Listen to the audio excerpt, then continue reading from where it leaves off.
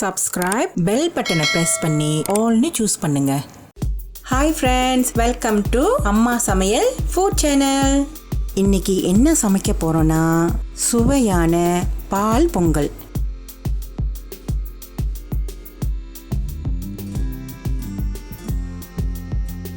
இந்த ரெசிபிக்கு தேவையான பொருட்கள் கீழே டிஸ்கிரிப்ஷன் பாக்ஸ்ல இருக்கு. இன்னைக்கு இந்த பொங்கலை மண் பானையில தான் சமைக்க போறேன். ஃபர்ஸ்ட் வாங்க பானையில 1 லிட்டர் பால் ஊத்திக்கலாம். இங்க நான் லோ ஃபேட் பால் தான் பாய்க்கிறேன். உங்களுக்கு வேணா ஃபுல் க்ரீம் பால் கூட பாய்க்கலாம், இன்னும் ருசியா இருக்கும். இத மிதமான தீயில நல்லா கொதிக்க விடுங்க. பால் இந்த மாதிரி நல்லா பொங்கி வரும்போது வாங்க அரிசியை சேர்த்துக்கலாம். இங்க பாத்தீங்கன்னா நான் 1 டம்ளர் அரிசியை ஊற வச்சிருக்கேன். இதை நான் ஒரு 1 மணி நேரம் ஊற வச்சிருக்கேன். அப்போதான் அரிசி சீக்கிரத்துல வேகும். நான் இங்க பச்சரிசியை தான் பாவிக்கிறேன். இப்ப இதை பானையில சேர்த்துக்கலாம்.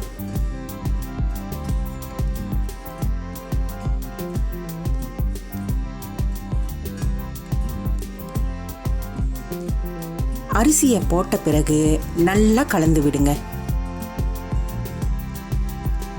இது அடி பிடிக்காம இருக்க பக்கத்திலேயே இருந்து கிண்டி விட்டுக்கிட்டே இருங்க.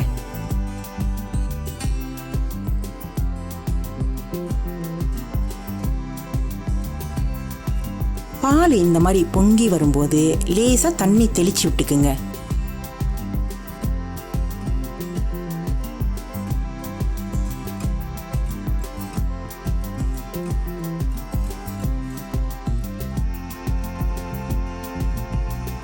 இங்க அரிசியை பார்த்தீங்கன்னா ஒரு 3/4 பதத்துக்கு வெந்துருச்சு.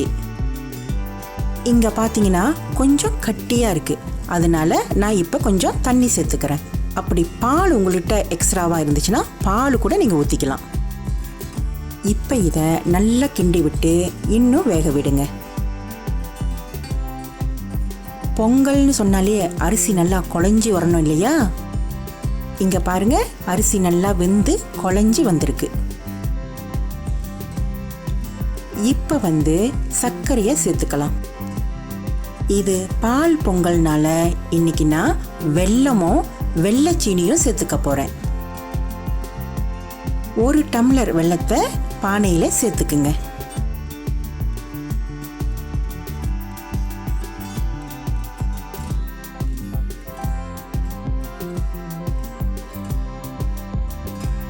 கூடவே 1/2 கப் வெள்ளை சீனியும் சேர்த்துக்குங்க. நல்ல ஒரு ருசி கொடுக்கும்.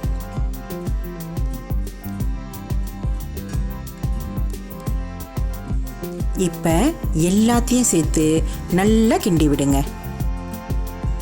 இந்த வெல்லம் சீனி எல்லாம் நல்லா கரைஞ்சிடணும்.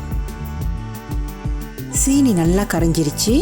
இப்ப வாங்க வறுத்து வச்ச முந்திரி பருப்பையும் திராட்சையும் சேர்த்துக்கலாம்.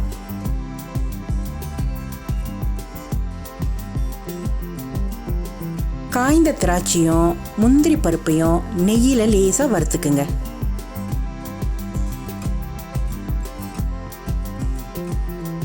இப்ப வாங்க இத இந்த மண் பானையில சேர்த்துக்கலாம்.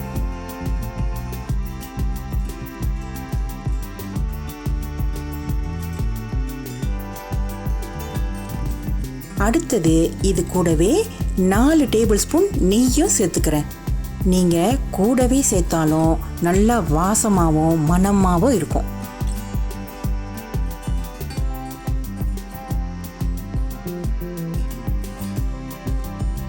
இப்ப இதை எல்லாத்தையும் சேர்த்து நல்லா கிளறி விடுங்க.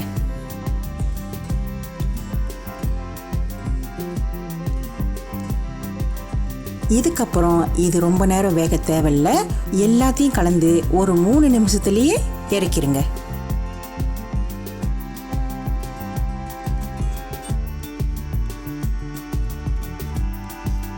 சுவையான பால் பொங்கல் ரெடி ஆயிருச்சு. நல்ல வாழை இலையில இந்த மாதிரி சுட சுட பரிமாறும் போது அந்த ருசியே தனிதான். பார்க்கும்போதே சாப்பிடணும்னு தோணுதில்ல? நான் இந்த சேனலில் சக்கரை பொங்கல் ரெசிபி கூட செஞ்சுருக்கேன். வீடியோ மேலே இல்லைன்னா கீழே லிங்க் இருக்கும், தட்டி பார்த்துக்குங்க. பொங்கலுக்கு இன்னும் 5-6 நாள் தான் இருக்கு.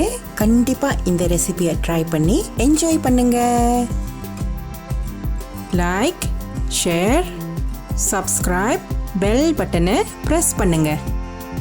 எங்கள் சேனலை சப்போர்ட் பண்ணுற எல்லா மக்களுக்கும் ரொம்ப ரொம்ப நன்றி. கமெண்ட் பண்ண மறந்துடாதீங்க. அடுத்த வீடியோவில் பார்க்கலாம். பாய்.